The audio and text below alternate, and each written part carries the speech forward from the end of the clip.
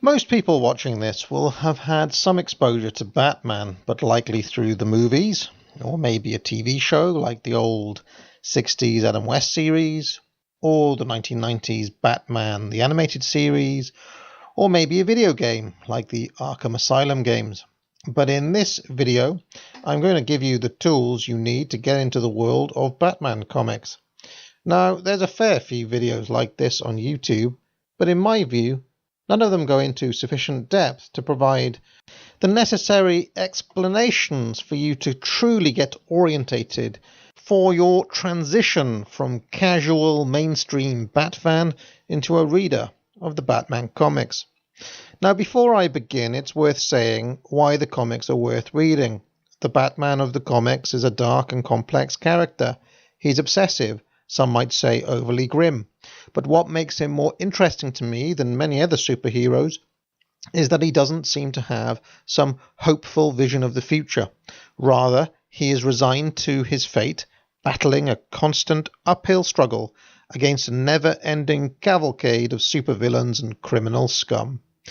He knows none of them will reform. He doesn't seem to think a better world is even possible, and yet he remains driven and relentless in his quest to clean up the streets as the ultimate vigilante.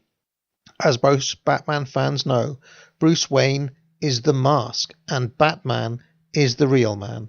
The personal life of Bruce in the comics is almost comically empty, and this is often highlighted. Batman is not the sort of hero who talks about his feelings.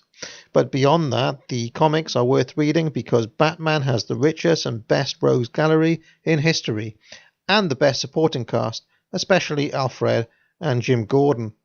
The most awesome location in Gotham, which is a real hive of scum and villainy. And of course, he has the deepest lore.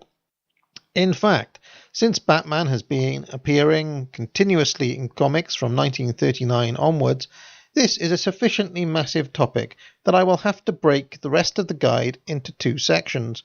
The first section will be a general introduction to the Batman comics, and the next section will tackle the issue of chronology and how I plan to tackle reading order, which will double up as a collection guide as well.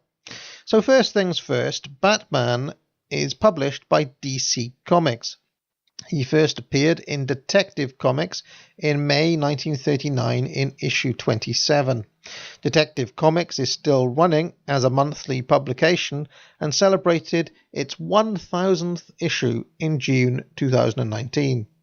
Since Batman's first appearance, he has been the star of Detective Comics. However, in 1940, the Batman comic was launched, and this has been Batman's main publication ever since. Although, unlike Detective Comics, due to two reboots, the numbering of issues of Batman started again. So we are now on volume 3, and at the time of writing, issue 96.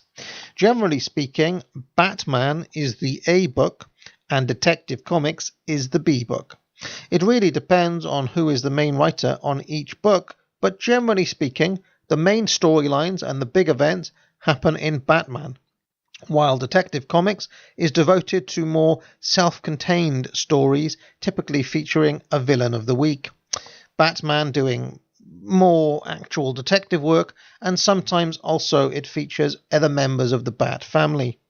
This is not to say nothing of note ever happens in Detective Comics, far from it, and for the very big crossovers and story arcs, very often stories will cross over from Batman to Detective Comics and then back again.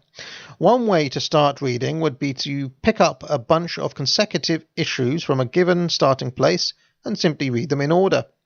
Now, there have been a plethora of other Bat books down the years. Legends of the Dark Knight ran from 1989 to 2007, and generally focused on tales from Batman's early days, often with a darker and more gritty tone. Shadow of the Bat ran from 1992 to 2000 and focused on the more psychological aspects of various Batman characters. And there have been others too, like Gotham Knights. Generally speaking, these secondary titles are often used to flesh out big crossover storylines, which are later collected in trade paperbacks. At any given time, each comic book will have a dedicated creative team: the main writer, the main artist, who is the penciler, and an inker. When a writer takes the mantle of a comic book for any length of time, this is known as a run. A run can be short, for example, Frank Miller's famous run on Batman from issue 404 to 407, collected in trade paperback as Batman Year One, was only 4 issues long. On the other hand, a run can also be long. For example, Grant Morrison's run from issue 655 to 683 was 28 consecutive issues over 3 years, and then he had a few more on top of that as well. It is common for a writer to partner with an artist. For example, Jeff Loeb and Tim Sale often work together, but often artists would also be mainstays on the comics too, working with multiple different writers. 2 examples would be Jim Aparo and Norm Breyfogle, who both worked with a who's who of writing talent drawing Batman in the 1980s and the 1990s. So another way of getting into reading Batman would be to explore the runs of particular writers and artists. Long-running story arcs, which span multiple issues and sometimes cross over into other publications, are often collected in trade paperbacks and then given a title. For example, one famous story, which is collected as Batman: A Death in the Family by Jim Starlin, ran over 4 issues of Batman from issue 426 to 429 in 1988. More epic stories, like Nightfall, cut across many different publications. So now, with these basics covered, we can broach the topic of chronology. In the world of comics, the early era from around the time Batman debuted in the late 1930s to the mid-1950s is known as the Golden Age. Then, from the mid-50s to about 1970 is called the Silver Age. And then the 1970s to the mid-1980s is the Bronze Age. And after that is what is typically called the Modern Age. The Golden Age Batman was generally dark and pulpy. The Silver Age Batman is typically seen as bright, colourful, and full of wacky stories involving improbable sci-fi elements. The Bronze Age Batman is more serious in tone and had more mature themes. And the Modern Age Batman is known for being darker, often with a grim tone, but this is not always the case. Now, within DC Comics lore, there have been a number of resets and retcons. For some reason, these universe-wide resets typically originate with other characters, like The Flash, or Green Lantern, or Superman even, getting rebooted, and then only hit Batman and the world of Gotham as an afterthought. The first time this happened was at the start of the Silver Age, when it was decided that all of the characters who'd been established in the 1930s and 40s, including Batman, actually lived on a planet called Earth 2. And now, in the Silver Age and going forward, we'd be following characters on Earth 1. So the Batman you see here is actually Earth 2 Batman, whereas the Batman you see here is Earth 1 Batman. You can tell Earth 2 Batman because the bat symbol on his suit is just black, whereas the Earth 1 Batman typically has a yellow oval around the bat symbol. The Batman of Earth 2 was in the Justice Society of America, whereas the Batman of Earth 1 was in the Justice League of America. Oh, and on Earth 2, Batman married Catwoman. In any case, in 1985, DC shattered all of this again with a mega event across all of its titles called Crisis on Infinite Earths. This established a planet called New Earth, which became our new reality. Only confusingly, where Batman was concerned, he just seemed to carry on as before, with Jason Todd as Robin, as if nothing had happened. But not long after this, Frank Miller did his Year One run to re-establish the origin story of Batman for the post-Crisis Age. And, for all intents and purposes, this is the point from which new readers tend to establish the modern continuity. But, confusingly, writers can re-establish old stories from the Silver and Bronze Ages into the modern Batman canon at any time. For example, during Grant Morrison's run, it is suggested that all of the wacky Silver Age comics actually happened. Now, to make matters even more confusing, in 2011, DC Comics revamped and rebooted all of their titles again, with another mega event called Flashpoint, which established the New 52. Every comic book, including Detective Comics, was reset to issue 1. But then, in 2016, DC decided to semi-scrap all of that, and there was a DC Rebirth, which essentially retconned everything back to the pre-Flashpoint continuity while keeping everything that had happened in the New 52 as well. And Detective Comics resumed its old numbering, hence the issue 1000.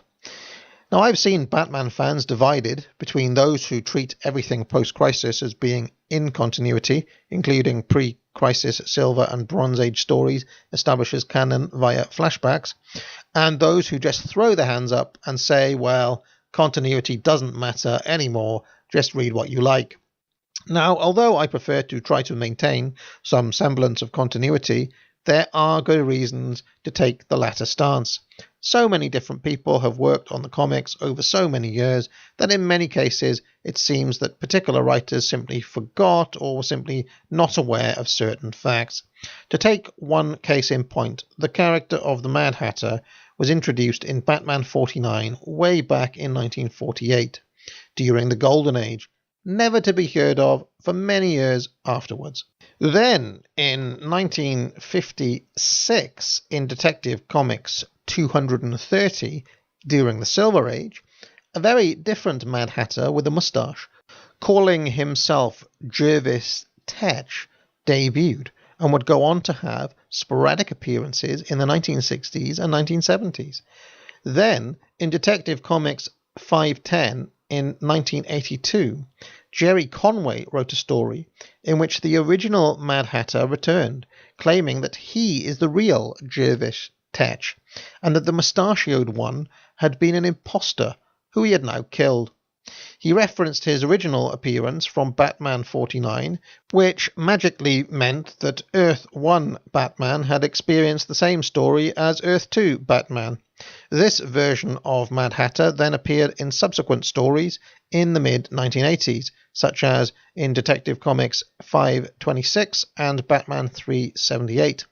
But then, after Crisis on Infinite Earths in 1987, during Mike Barr's run on Detective Comics, in issue 573, with no explanation whatsoever, the imposter Mad Hatter was back, using the name Jervis Tetch, with no reference made to the original Mad Hatter coming back, or the fact that this mustachioed imposter was supposed to have been killed.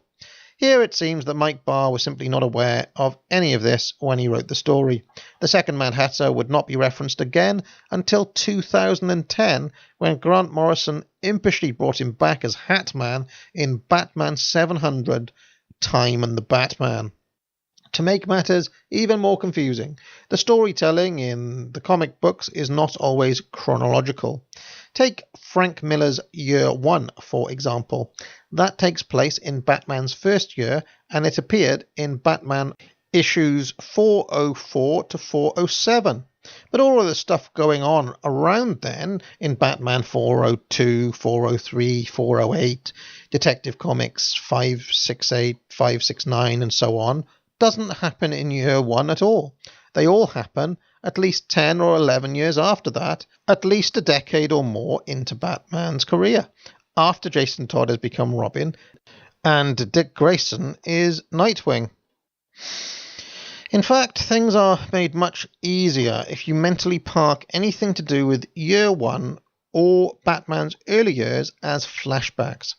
Within modern Batman, Dick Grayson's years as Robin are all from years ago. In the actual comics, they happened in the Silver Age, but within the modern continuity, we only see Dick as Robin in flashbacks, and stories deliberately set in the past like Robin Year 1. The following trade paperbacks are all from Batman's early years, retelling various origin stories. Many of these, but not all, collect issues from Legends of the Dark Knight.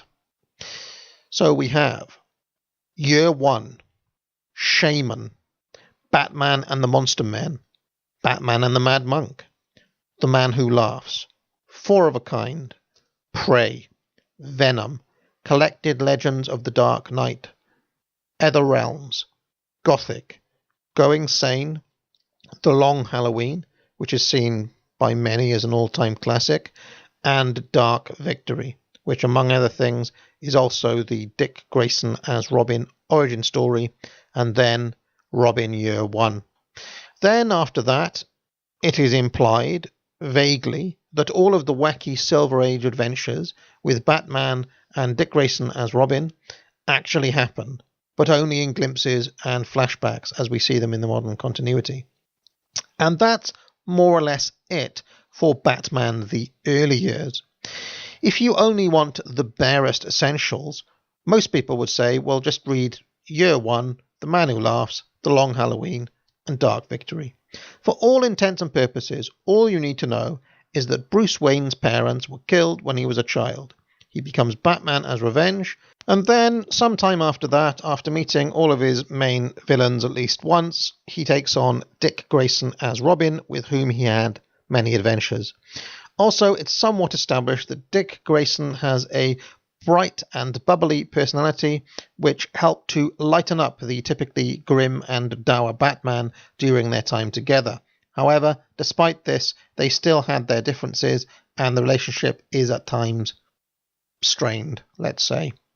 So, with all that established, you can quite happily pick up the thread just after Crisis on Infinite Earth with Batman 401 and Detective Comics 568 working forwards in print order, simply skipping those issues which flash back to the early years.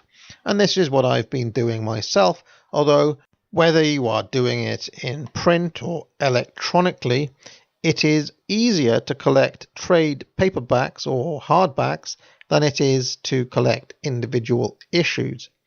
Now what follows is pretty extensive, and I will put all of this in the show notes as well.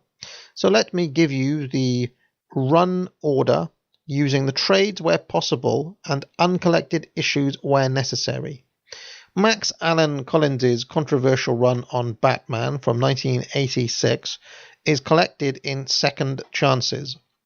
This retells the story of how Batman recruited Jason Todd as the second Robin, and it was controversial because many readers hated the character, and there were also reportedly clashes between Collins and the legendary DC editor Denny O'Neil. Jim Starlin's run on Batman from 1987 to 1989 is collected in Second Chances, The Caped Crusader Volume 1, and A Death in the Family. You have to pause reading Caped Crusader Volume 1 after issue 425 for Death in the Family, and then you can carry on after you finish that. Death in the Family is the story in which the Joker kills the Jason Todd Robin with a crowbar. This was also controversial because the decision to kill off Jason Todd was the result of a fan vote. Batman readers were asked if Jason Todd should live or die, and they chose the latter. Anyway, alongside all of that, you can read Mike Barr's aforementioned run on Detective Comics during the same period in The Dark Knight Detective Volume 1. These are notable for a very different tone, sort of wacky and Silver Age in flavour, but I think it's a very fun read nonetheless. Then, The Caped Crusader Volumes 2 and 3 will take you through Marv Wolfman's run on Batman from 1989 to 1990, although you will need to read A Lonely Place of Dying separately, but conveniently it is included in the latest versions of A Death in the Family. And Volume 4 will take you through Alan Grant's run to mid-1991 and issue 465. And Robin Triumphant collects up to and including Batman 469. Dark Knight Detective Volumes 2 and 3 will take you through Alan Grant's run on Detective Comics through to mid-1989 up to issue 600, and then switching over to Legends of the Dark Knight, Norm Breyfogle, Volume 1, will get you to 607, and Volume 2 goes all the way to issue 621 in late 1990.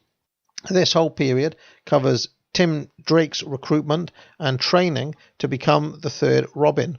Now, as far as I can tell, Batman 470 to 483 are uncollected, so you'll need individual issues for that period if you're going to be a completist. And the same goes for Detective Comics issues 622 to 653. So roughly speaking, all of 1992. I suppose they're going to be collected later in the ongoing Cape Crusader and Dark Knight Detective series. However, from there, things get a lot easier since we enter into the era of the big mega crossover stories, starting with the Nightfall saga, which is now very easy to collect in the 25th anniversary editions, which include the Prelude to Nightfall, Nightfall Volumes 1 and 2, Night Quest, The Crusade, Volumes 1 and 2, Night Quest, The Search, Night's End, Prodigal, and Trocchia. This is a huge story in which Bane famously breaks Batman's back, causing Bruce Wayne to retire for a while and Azrael to take over as Batman for a period before Bruce returns. It takes us right up to Batman 516 and Detective Comics 683 in March 1995. The next 3 years to March 1998, from Batman 515 to Batman 552, are collected by Batman by Doug Monik and Kelly Jones, Volumes 1 and 2. For Detective Comics, however, issues 684 to 718 are mostly uncollected, so you'll have to track down single issues, I'm afraid.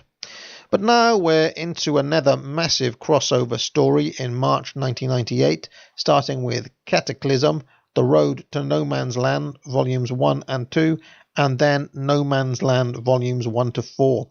This is another huge story arc in which an earthquake devastates Gotham, leading to a complete breakdown in law and order, which leads to various supercriminals carving it up between themselves. During this period, among other things, money becomes worthless, and the only person who can spend it, because he has outside contacts, including Lex Luthor, is the Penguin. Anyway, now we've reached March 2000 and we're up to Batman 575 and Detective Comics 742. For Detective Comics, issues 742 to 765 in February 2002 are helpfully collected as New Gotham, Volumes 1 and 2. These are all by Greg Rucka and deal with the aftermath of No Man's Land as Gotham is rebuilt. Batman 575 to 581 are uncollected, but then we have Batman by Ed Brubaker, Volumes 1 and 2, plus False Faces by Brian Vaughan, which take us right up to Batman 608 in December 2002. However, it is likely easier to stop at issue 598 and then read Bruce Wayne Murderer and Bruce Wayne Fugitive, which are the biggest crossover stories of this period, and also collect Detective Comics 766 to 755. So we are up to January 2003 in both titles. For the next year, Batman is devoted to 3 big arcs. Hush by Jeff Loeb, which is now available as a big 1-volume deluxe edition. Broken City by Brian Azzarello, and As the Crow Flies by Judd Winnick. And these take us right up to October 2004 and issue 631. Detective Comics are more spotty over this period, but it does contain the aforementioned flashback story retelling Batman's first encounter with the Joker, The Man Who Laughs. But issues 776 to 789 are mostly uncollected. However, now we are back to another mega event storyline with War Games, books 1 and 2, which take us right up to Detective Comics 811 and Batman 645, respectively. We are now in November 2005. We get one bridging book, Face to Face by James Robertson, which give us the next 4 issues of both publications. And we are into a new era with Grant Morrison on Batman and Paul Dini of Batman the Animated Series fame on Detective Comics. So for Morrison, that's Batman and Son and Batman R.I.P. and Time in the Batman. Now, there's a lot more to Morrison's Batman than just these 3 trade paperbacks, but they continue in other publications, so are beyond the remit of my guide here. Dini's tech run is collected in Batman Detective, Death in the City, The Resurrection of Ra's al Ghul, Private Casebook, and The Heart of Hush. Although you might find this run easier to collect in individual issues from Detective Comics 821 to 853, because for whatever reason most of the trades are out of print. And now we are pretty much up to the era of the New 52, with Scott Snyder taking over from Grant Morrison on Batman and Tony Daniel picking up on Detective Comics. However, from here, DC have made it incredibly easy to collect issues, since they are simply labelled Batman Volume 1, Volume 2, Detective Comics Volume 1, Volume 2, and so on, with each volume collecting 4 to 7 issues. And then, following the DC rebirth, Tom King takes over from Scott Snyder, and James Tynion IV takes over from Peter Tomasi, and the volumes simply start again from number 1. So there it is, about 34 years worth of Batman to read. Now, I don't know if there's anyone around who's read it all. I myself have only read some of the more famous volumes, but it is my intention to read the complete run starting from the post-crisis era.